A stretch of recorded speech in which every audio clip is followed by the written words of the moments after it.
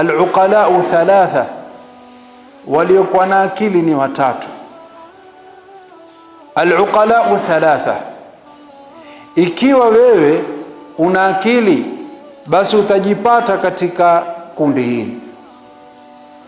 Qala al-uqalau thalatha man taraka ad-dunya qabla an tatruka wa bana qabrahu qabla an yadkhulah wa arda khaliqahu qabla an yalqah.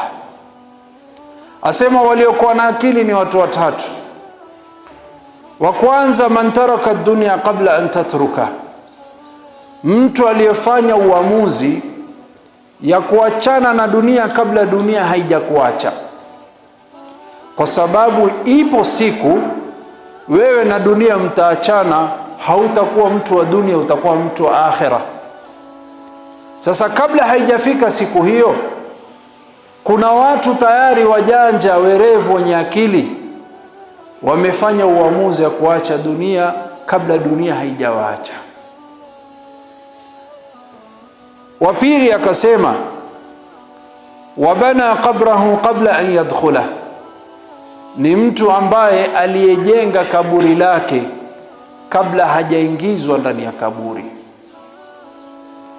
Mtu wa tatu, wa arda khaliqahu qabla an yalqah, ni mtu ambaye amemridhisha Mola wake kabla hajakutana na Allah.